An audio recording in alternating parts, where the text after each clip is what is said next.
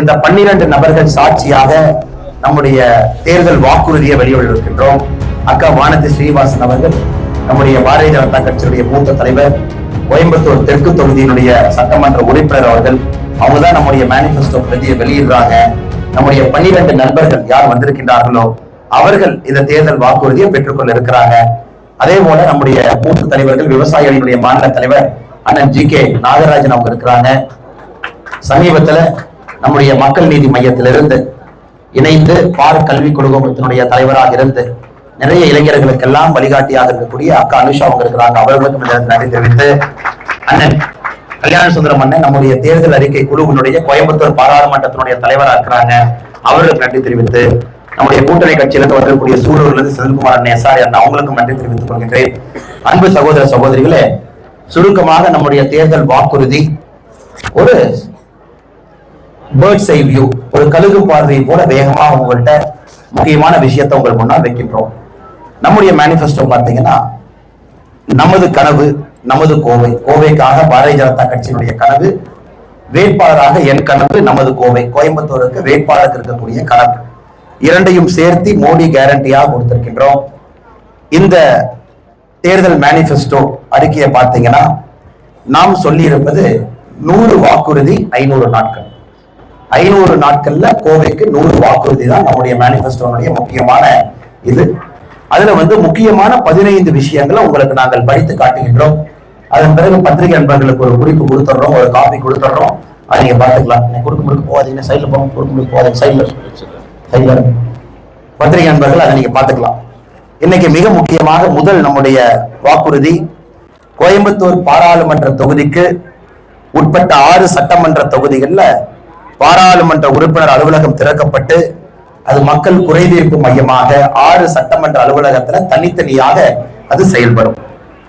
கோவை விமான நிலையத்தை உலக தரகத்திற்கு விரிவாக்கம் செய்து சர்வதேச விமான முறையமாக மேம்படுத்தப்படும். கோவை மெட்ரோ திட்டப்பணிகள் விரைந்து முடிக்கப்படும். தமிழகத்திலே 2வது Indian institute of management IIM கோவையிலே நிறுவுவதற்கான எல்லா முயற்சி எடுப்போம். விவசாயிகளுடைய நீண்ட நாள் கோரிக்கையான ஆனைமலை நல்லாறு திட்டத்தை செயல்படுத்துவோம். கோவையினுடைய ஜீவ நதியாக இருக்கும் நொய்யல் நதி மற்றும் அதன் கிளை நதியான கௌசிகா நதிகளை மீட்டெடுத்து கோவையினுடைய நீர்வளத்தை மேம்படுத்துவோம். விசைத்தறி உரிமையாளர்கள் பயன்பெறும் வண்ணம் பவர் டெக்ஸ் திட்டத்தை மீண்டும் செயல்பாட்டுக்கு கொண்டு வருவோம். பவர் டெக்ஸ் திட்டத்தின் கீழ் சூரிய மின் தகடுகள் அமைக்க மற்றும் சாதாரண விசைத்தறிகளை நாடா இல்லாத விசைத்தறிகளாக மாற்ற வழங்கப்படும் மானிய தொகையை உயர்த்தி வழங்குவோம்.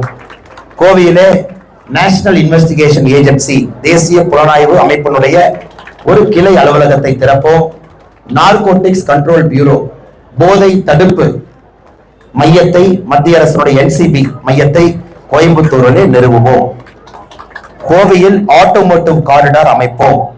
கோவை டிஃபென்ஸ் காரிடார்ல செமி கண்டக்டர்களை தயாரிக்க பாதுகாப்பு அமைச்சகத்திடம் வலியுறுத்துவோம். கோவை பாராளுமன்றத்துல மத்திய அரசினுடைய 4 நவோதயா பள்ளிகளை அமைத்து நமது குழந்தைகளுக்கு உலகத்தரம் வாய்ந்த கல்வி கிடைக்க வழிவகை செய்வோம்.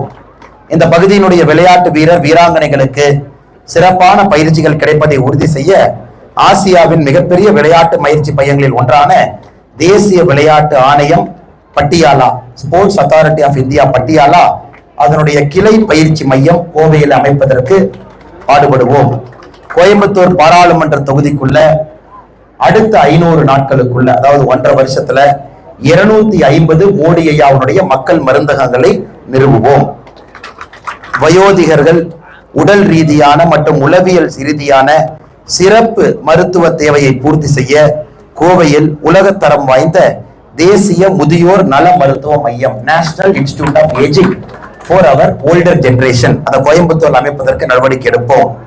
நாடு முழுவதும் உள்ள புராதனமான ஆன்மீக தலங்களுக்கு கோவையிலிருந்து 10 புதிய ரயில்கள் இயக்க முயற்சி எடுப்போம்.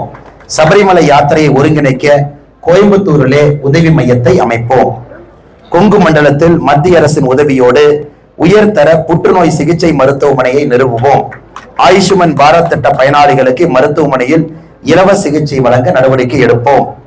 கர்ம வீரர் காமராஜர் அவர்கள் நினைவாக அரசு மற்றும் தனியார் பங்களிப்போடு கோவை மாநகர்ல 3 ஃபுட் பேங்கை அமைப்போம். அதாவது எந்த நேரமும் எப்ப வேண்டுமானாலும் யாருக்கு வேண்டுமானாலும் உணவு கொடுப்பதற்காக தனியாரோடு கைகோர்த்து 3 கர்ம வீரர் காமராஜர் ஐயாவுடைய பேர்ல 3 ஃபுட் பேங்க் கோயம்புத்தூர் மாநகர்ல உருவாக்கப்படும். கடந்த 10 ஆண்டுகள்ல கோவை பாராளுமன்ற தொகுதிக்கு மத்திய அரசு வழங்கிய அனைத்து நலத்திட்டங்கள் மற்றும் கோவைக்கு ஸ்மார்ட் சிட்டி திட்டத்தின் கீழ் வழங்கப்பட்ட நிதியை சிறப்பு தணிக்கைக்கு உட்படுத்துவோம்.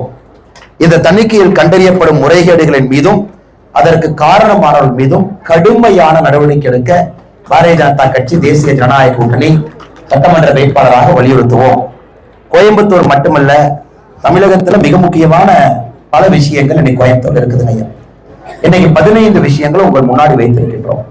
இன்னைக்கு இது போன்ற எல்லா முக்கியமான பிரச்சனைகளும் கூட நம்முடைய தேர்தல் அறிக்கையில நாம் குறிப்பிட்டு காட்டியிருக்கின்றோம்.